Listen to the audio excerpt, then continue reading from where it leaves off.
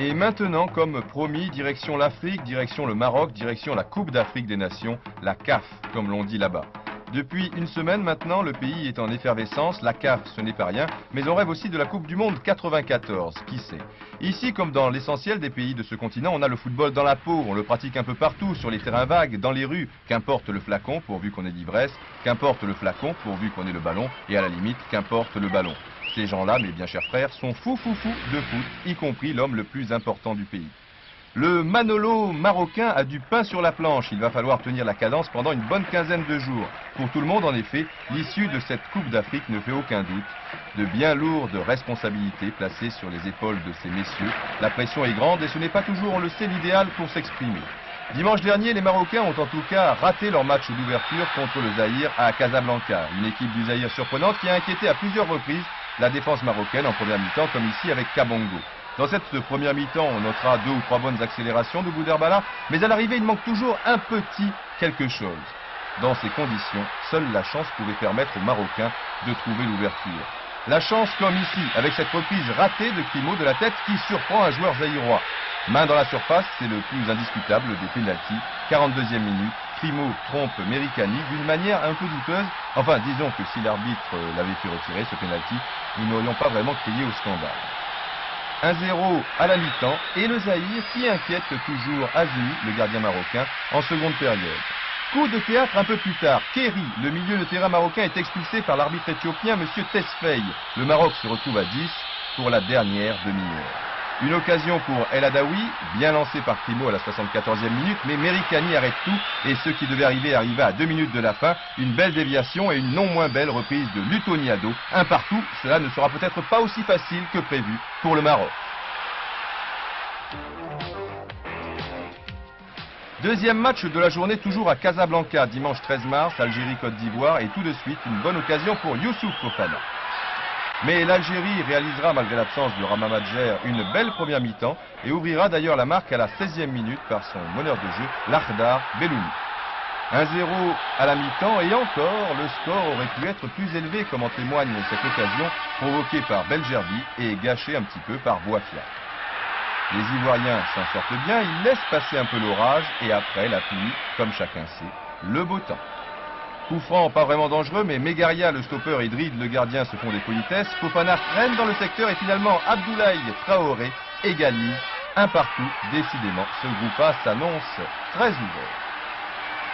On se retrouve 3 jours plus tard à Casablanca. Comme toujours, le cercle des amis des éléphants de Côte d'Ivoire a effectué le déplacement. Et comme toujours, cet orchestre est remarquable. Il est à la hauteur de l'événement. Tout le monde s'amuse, tout le monde est très gai. Tout le monde, sauf le sorcier, ici au premier plan. Le sourd entend, l'aveugle voit, et on dit que c'est grâce à toi, à ta musique qui bat, le mal s'en va quand tu es là.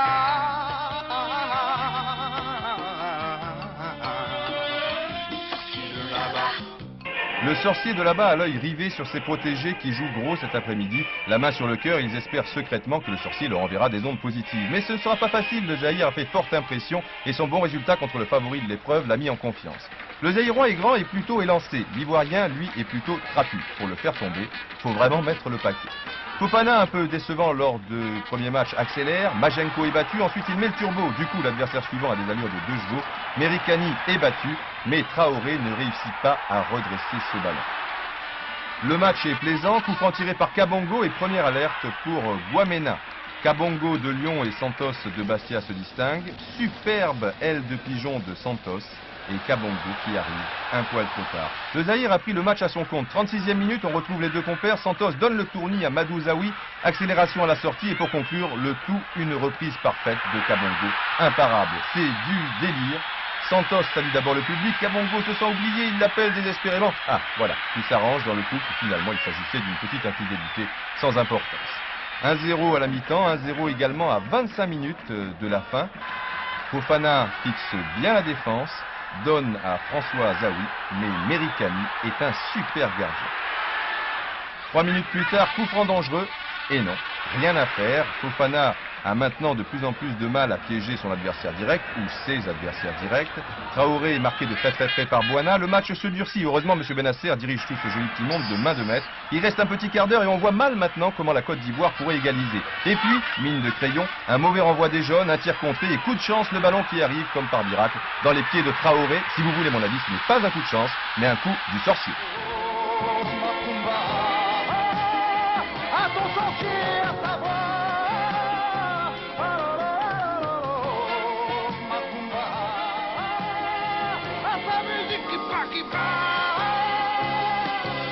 Un partout, Zawi et Santos se congratulent, mais les Zaïrois sont très déçus.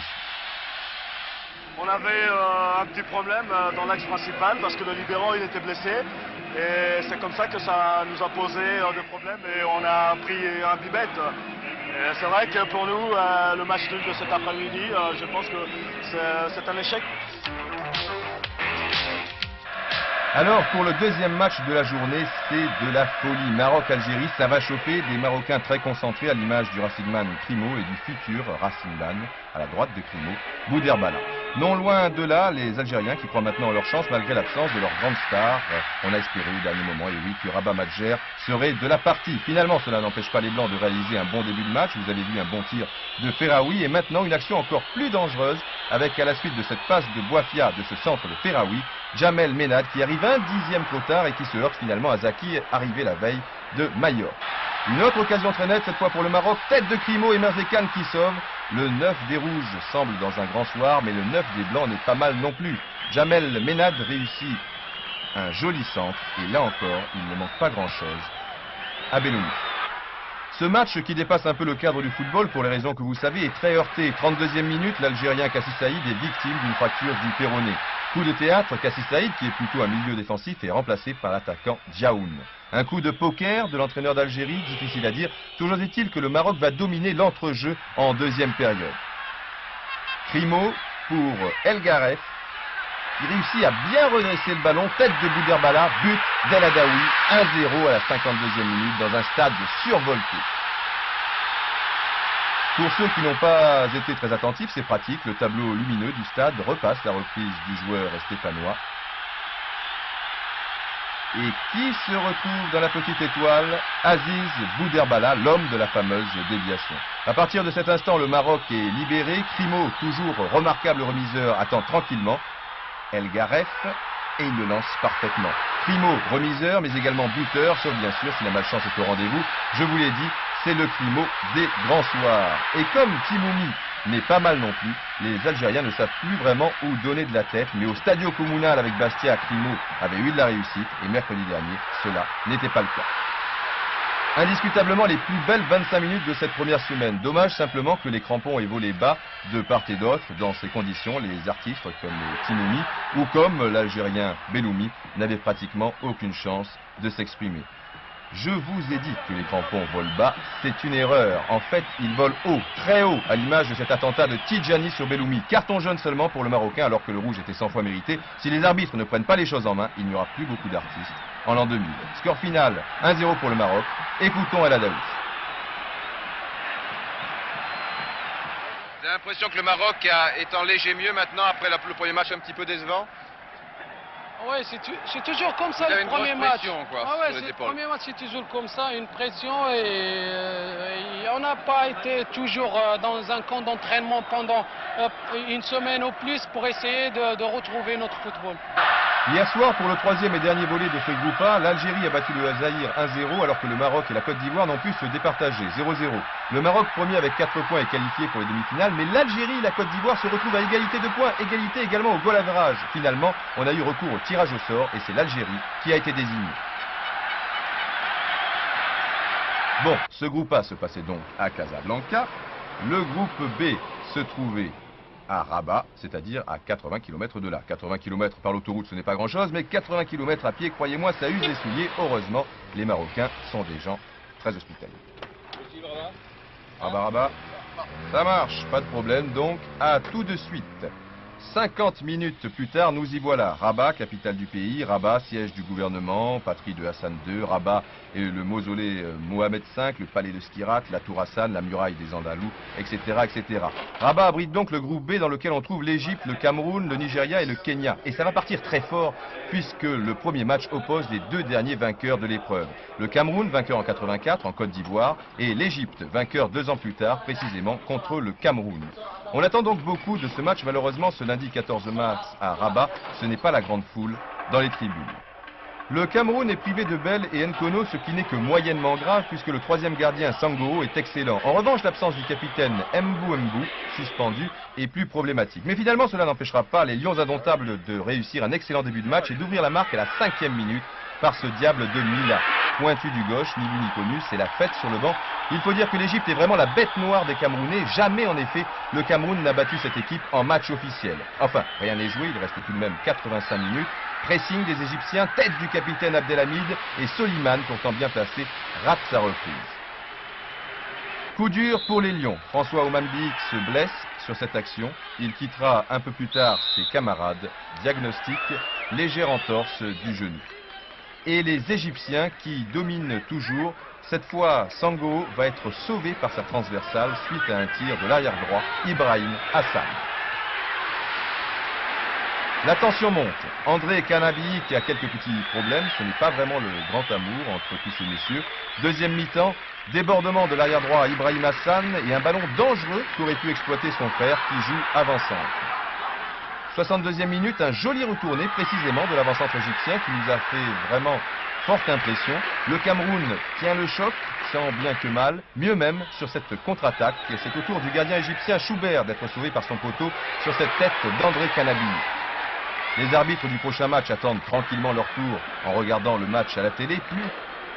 Plus que quelques minutes, nouveau renvoi de la défense camerounaise, mais le ballon arrive dans les pieds d'Hassan.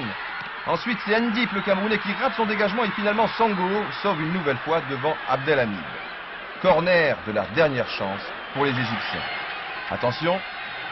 Tête d'Hassan, but, non, le ballon dans les mains de Sangoo, c'est un petit miracle. Je ne vous dis pas la joie des Camerounais. Au coup de sifflet final, ils ont vaincu le signe indien devant une équipe égyptienne vraiment redoutable. Et les Égyptiens, ils m'ont semblé très bons de la tête. Je ne savais pas aussi bons de la tête. Ils ont complètement changé parce que c'est pas comme ça qu'ils ont l'habitude de jouer. Je ne sais pas pourquoi. D'habitude, ils jouent comment? Ils jouent en balle courte. Ça, c'est de la cuissoune. Nigeria-Kenya, encore de beaux gabarits sur le terrain, encore de bons footballeurs, surtout côté nigérian, car hormis cette occasion pour Omokaro à la 10e minute, jamais les Kenyans n'inquiéteront réellement l'excellent Peter Rufai. Peter Rufai, l'un des meilleurs gardiens d'Afrique, une bête d'entraînement qui jouera la saison prochaine à Lokeren en Belgique. Les Nigérians ont fait l'essentiel en première mi-temps. Un premier but de Yekini, le buteur de l'Africa Sport d'Abidjan, attaquant donc du club de Côte d'Ivoire. Un peu plus tard, les Kenyans qui en fait ont été finalistes des Jeux Africains en 87 et non vainqueurs comme je vous l'ai dit tout à l'heure. Les Kenyans donc vont encaisser 2 nouveaux buts coup sur coup. Le premier est inscrit par Edobor. Luanji, le gardien kényan, n'a pas vraiment été super sur le coup, mais ce n'est rien par rapport à ce qui va se passer un peu plus tard. Et oui, il y a des soirs comme cela où rien ne va. 3-0 pour le Nigeria à la mi-temps, 3-0, score final. Les Camerounais semblent sereins avant leur deuxième match, c'est tout au moins l'impression qu'ils nous ont donné à l'hôtel. Premier match de la deuxième soirée du groupe B, Nigeria-Cameroun, les deux équipes qui se partagent donc pour l'instant la première place. Coup de théâtre à la 2e minute, Joseph-Antoine Bell qui est arrivé la veille de Marseille n'a toujours pas touché un ballon. Un coup de canon d'Okwaradji, Nigeria 1, Cameroun 0. Le Cameroun domine ensuite très nettement, tête plongeante de l'arrière droit Tatao. Et finalement l'égalisation ne se fera pas trop attendre, le Nigeria a mal joué le hors-jeu, but de Roger Milla, l'infatigable, l'inusable, l'incroyable Roger Milla. Claude Leroy a des fourmis dans les jambes, le Nigeria complètement débordé prend un malin plaisir à casser le rythme de manière irrégulière le plus souvent et l'arbitre n'intervient pas vraiment. En tout cas, les Lions indomptables ont retrouvé leur aisance collective, mais la deuxième mi-temps n'amènera pas grand-chose malgré cette tentative de Roger Milla et surtout cette magnifique occasion complètement ratée par Eugène Ekeke. Enfin, ce match nul fait tout de même l'affaire des deux équipes. On va encore continuer à travailler. Je crois qu'il ne faut pas être d'un optimisme béat parce qu'on va rencontrer le Kenya au 3e match. Il va falloir l'aborder sérieusement. Mais c'est vrai qu'on peut être normalement optimiste pour la suite de la compétition. C'est ainsi que se concentrent et que se motivent les Égyptiens et c'est ainsi que se concentrent et se motivent également les Kenyans. Comme prévu, le match tournera rapidement à l'avantage de l'Égypte qui ouvrira la marque après seulement 2 minutes de jeu par Abdelhamid. Les Égyptiens ajouteront 2 nouveaux buts aux 58e et 65e minutes par Youmis et Abdelhamid encore, tant et si bien qu'ils se retrouvent dans la course aujourd'hui, dimanche, pour les 2 derniers matchs du groupe Cameroun-Kenya et Nigeria-Égypte. Un match nul est suffisant pour le Cameroun, même chose pour le Nigeria, mais contre l'Égypte, ce sera beaucoup plus délicat. Favori pour la qualification, Cameroun et Égypte. Voilà, vous avez vu l'essentiel de cette première semaine. Les Africains n'ont pas fini, semble-t-il, de nous enthousiasmer. Ils sont toujours aussi déroutants. Ils caressent toujours aussi bien la baballe. Ils ont toujours des gestes techniques d'une grande pureté et des qualités athlétiques étonnantes. Les gardiens de but sont vraiment remarquables et surtout très spectaculaires.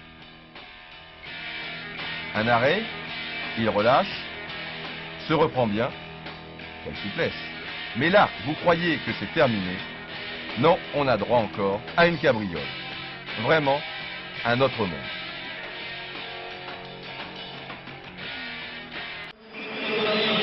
La Coupe d'Afrique des Nations dans les bras de Roger Mila. 4 ans après la finale d'Abidjan, le Cameroun renoue avec le foot. 75 000 spectateurs, ambiance de fête pour un football spectacle. Coup franc de Condé, balle piquée pour Mila, intervention choc, et oui, du gardien nigérian Rufai. Des Camerounais très actifs en première mi-temps, témoins cette attaque et surtout la reprise de volée de Mumbu. Les Green Eagles du Nigeria vont réagir en seconde période. Contre-attaque et un tir-canon de Mbozu sur la transversale. Un seul but au cours de cette rencontre. Roger Mila crocheté, vous allez le voir, dans la surface de réparation. Penalty indiscutable et penalty transformé par Koundé. 1-0, score final. Les Lions indomptables du Cameroun ont ramené la coupe à Yaoundé.